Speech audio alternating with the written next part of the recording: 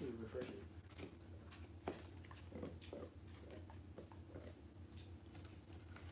All right, here we go. All right, come.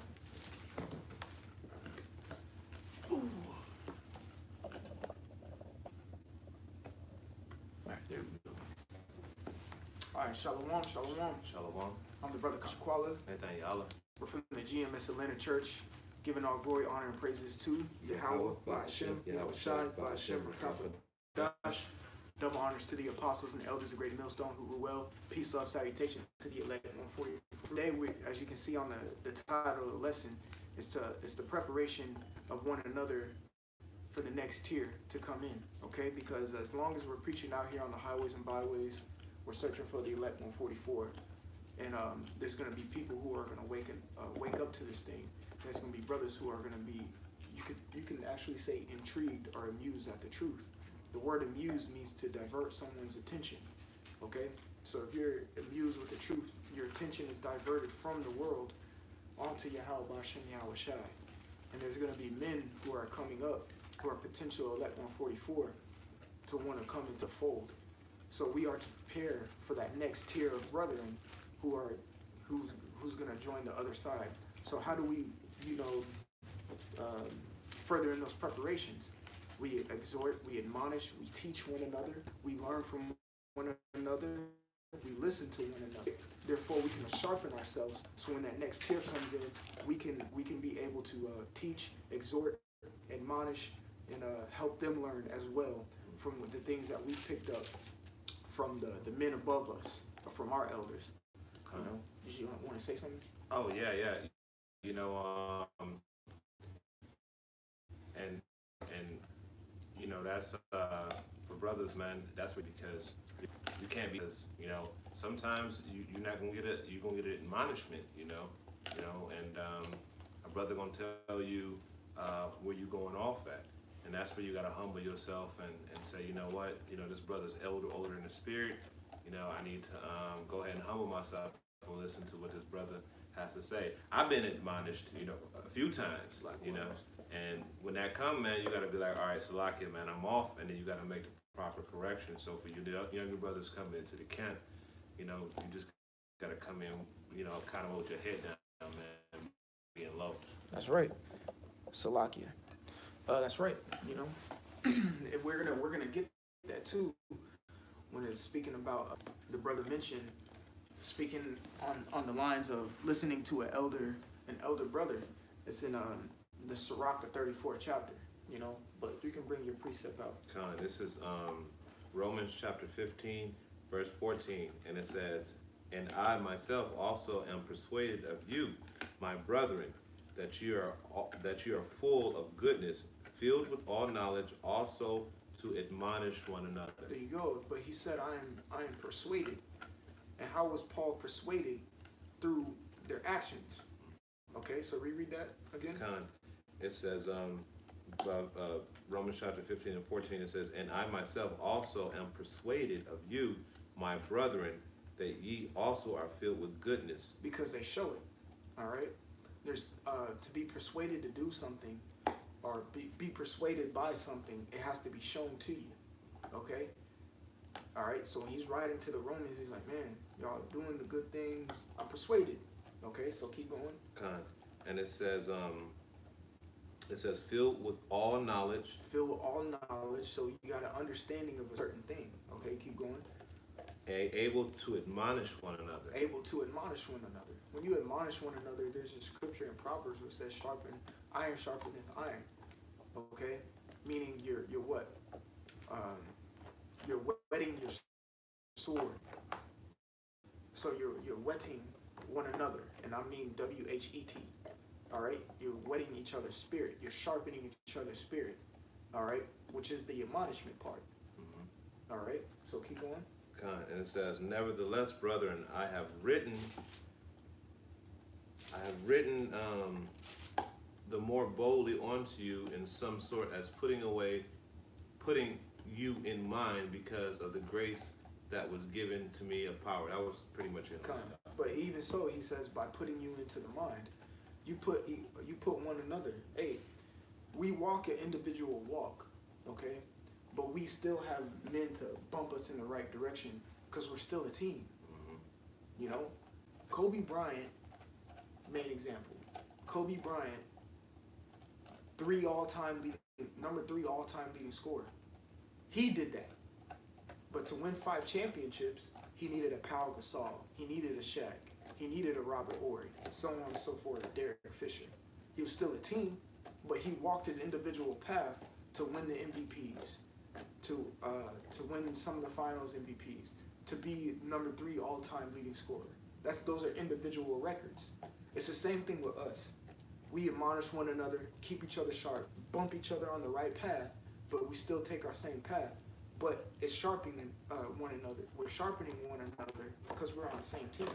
We're trying to accomplish the same goal, you know? And you have, like younger brothers, when they come in, the elder brothers guide them, and we go off. You got to think of it like a body, like a real body.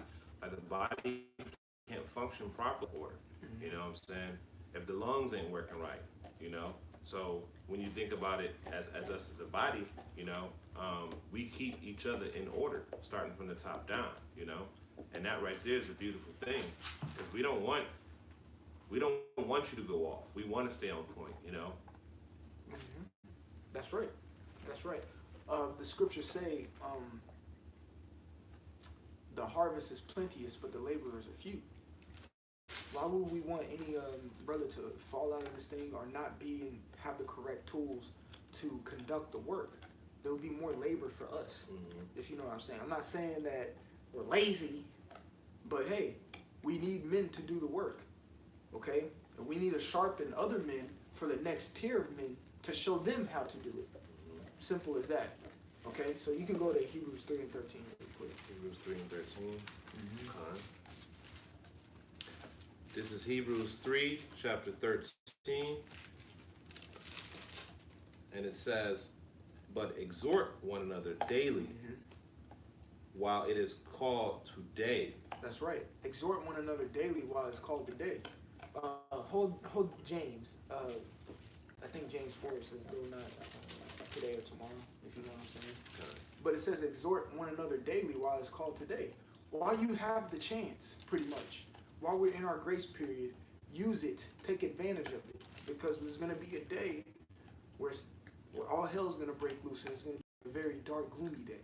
And you're not going to have the time to sit down and go through a brother and break down this chapter, tell him that he needs to do this in the spirit, bring out the scripture that shows the wisdom and the light. No, you're not going to have that time when Yahweh Shem Yahushai totally closes the curtain on this place. Okay?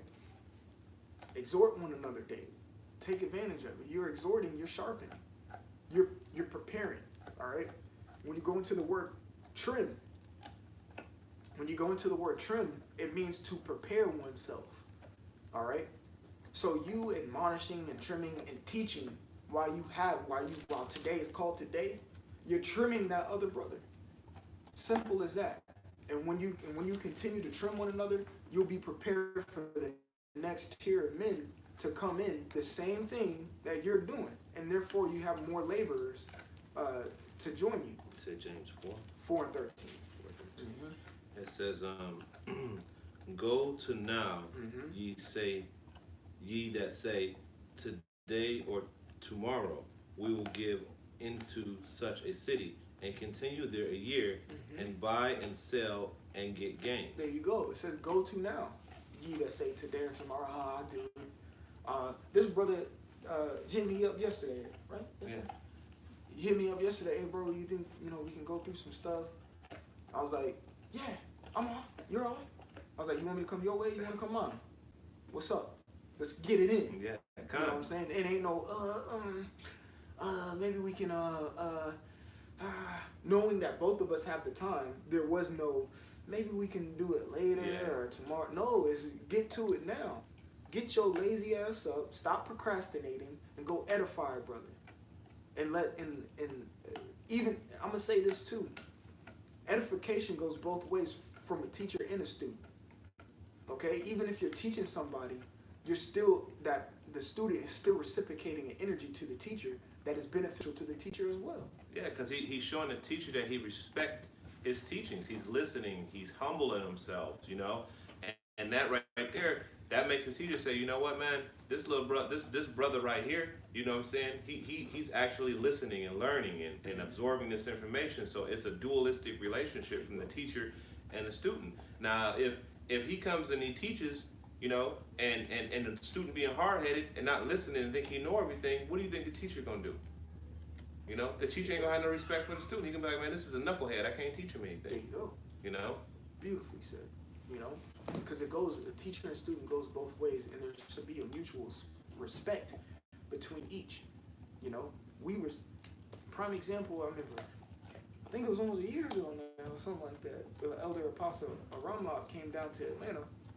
We literally our teacher, right here in the flesh, right? And we received the things of him.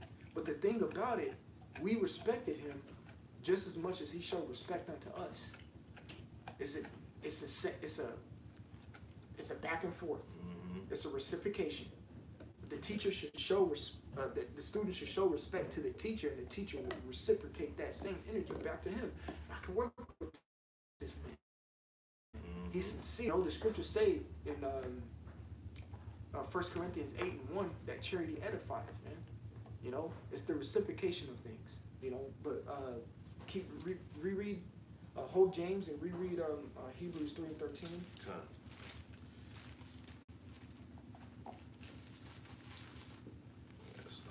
You good, brother. Yeah, so James is saying, go to now. And, right. And the scriptures say, hey, exhort one another while it's still called day. Go ahead. It says, this is Hebrews 3:13. It says, but exhort one another daily while it is still called today. Don't procrastinate, and don't let the opportunity to exhort and teach and learn go to waste.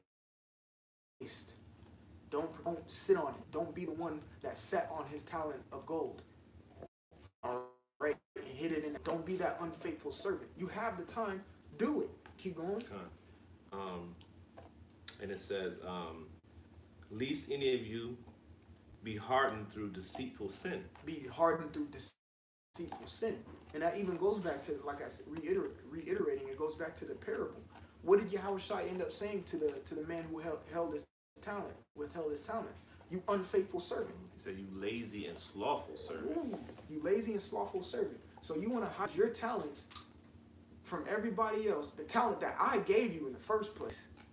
You want to hide that from everybody else and not prepare the men around you for the next wave of brothers to come in. You don't want to share the talents that I gave you. It's not even yours. And you got to think about it too. Like that one talent, if you you may think that one talent you have is minuscule. Like, oh, I only have one talent, and this man, you know, he got 10 talents, you know, or whatever. You don't know what that man done went through and how he done humbled himself in exchange to get those other talents. You know, you take that talent that you got and you go into the market and you use that talent to gain more. You know, but if you being lazy and slothful and you're not trying to grow in this thing and you're not reaching out to the brethren and humbling yourself, you're not gonna get any talents. You're gonna be that man that hid his talent in the napkin, man. There you go. What is the saying in the world? It takes money to make money. All right. It takes exhortation and admonishment from another brother, and teaching and learning to go out on the highways and byways to proclaim it to get other brothers. You know, it's the same thing. And me personally, I'm a young brother in the spirit. You know, I've only been I'm still a babe, but you know, I've come to understand too, man.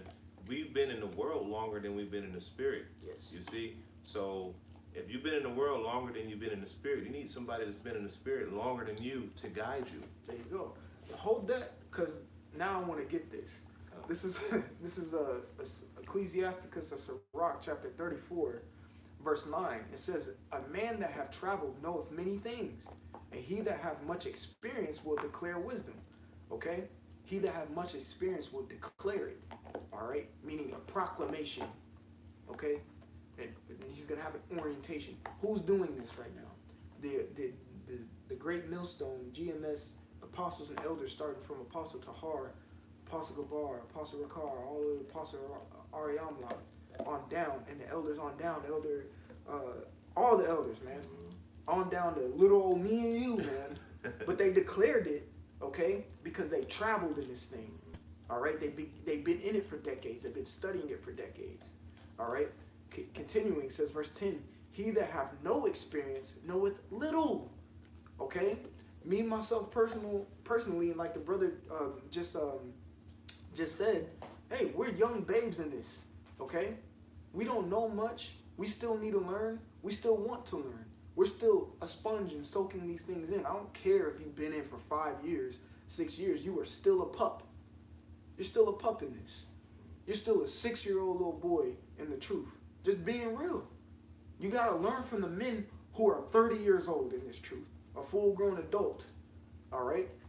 It says, continuing, it says, but he that hath traveled is full of prudence. The word prudence means to be wise. All right? But one who's traveled. All right? Men have traveled in this truth. All right? Verse 11, when I traveled, I saw many things, and I understand more than I can express. You know how you've seen things that you really just can't understand. Yeah, it's like that movie, The Matrix. He said you cannot be told what the Matrix is. You got to see it for yourself. You know, you gotta experience it. Right. There's some things that the only way, like the brother said and quoted from Matrix. There's some things that you can't explain, you have to experience. And the explanation will come through the experience. You know, simple as that. Just on a low scale, a roller coaster ride. Okay? I can't explain to you how I felt. I ate my stomach. You're not going to understand how I felt unless you go experience the ride. Right. You know what I'm saying? It's that simple, you know? Mm-hmm. So you can keep going in that. And if you wanted to expound, go ahead, brother. What was that? 3 and 13. 3 and 13. And we're not going to make this lesson too long. We just wanted to get the point across because we can see in the spirit there's a lot of people waking up to this. Right. And there's another tier that's going to come in. So me, myself, and I, this brother, and the brothers, you know, and I'm speaking of the GMS Atlanta Perspective Camp, we got to sharpen one another. All right? And that goes for every camp and every brother who's sincere about what they do. Okay? We have to sharpen one another because we can see a flood about to come. You know, keep going. It says, "Lest any of you be hardened through the deceitfulness of sin." And, you know, by you not exhorting one another and leaning on a brother, you can lean to your own understanding. You know? That's right. And when you lean to your understanding, it may become deceitful sin. You may be deceived by your own heart, man. And that happens all the time. Man, there are situations, me personally, that has happened to me in this truth where I lean to my own understanding and I was totally off. And I'm like, and you know, hey, I got a hard admonishment for it, you know, but that correction was necessary, you know, so I won't make that error again, you know. Instead of leaning to your own understanding, man, hit up a brother, man, and say, hey, you know, hey, sometimes you may not even know what you need to hit a brother up for. You know, you may just be lost in the sauce. And, you know, just like I called this brother, man, I said, man, listen, man, there's things that I should know that I do not know, you know. And I didn't give him, he didn't say, like, what, you know. He didn't say, well, what don't you know? Well, I don't know. That's you know what I'm saying? That's what I'm asking you, you know. And you got to be humble enough to ask those questions, man. And then the brother said, okay, well, you know what? Let's start from the beginning, you know, and we'll build from that. Perfect, you know, perfect. Let's start from the beginning. There you go. The scriptures say, always seek counsel. I'm trying to find where it's at. It lost my train of thought, but always seek counsel, you know. Always seek counsel. Always get advice. Don't do anything off your own will. Be willy-nilly about things. Bishop Atazamam here always says, don't go off feelings and impulse. Go off what the Spirit says. All right? You don't just say something and it not be a fact. Go with the facts. A fact of the matter is the Spirit is always right. So as long as you keep yourself on that path of following the Spirit and not grieving the Holy Spirit, you're always going to be right. And one of the things that the Spirit tells you to do is seek advice from an elderly brother or someone who is traveled, you know. I got what you was looking for right here. This is Proverbs 11 and 14. Where no counsel is, the people fall. There you go. Where no counsel is, the people fall. Okay, keep going. But in the magnitude of counselors, there is safety. When the magnitude of counselors, there's safety, because you're always going to get a sound advice. If you notice one thing, you may be like, hey, I want to do this. Maybe I should ask. You ask this brother, he gives you something. You ask another brother, he gives you something. You ask another brother, and he gives you something.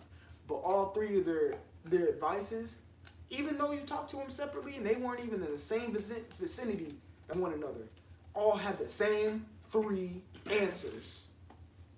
It's the Spirit. It's the Spirit. They either say, yeah, you should do it. Yeah, you should do it. Yeah, you should do it. Then do it. No, bro, chill. Mm-hmm. Hey, bro, I'll fall back. Mm-hmm. Hey, man, I don't know you should do that. Don't do it. Don't do Listen to the counselors, because it's a wise thing to do. They're giving you wise advice and admonishment. Mm-hmm. So now you know what to do and what not to do. Therefore, you're ready for the next tier to come in, so you can tell him, bro, trust me, because I've traveled and experienced it. Don't do this, or do this way.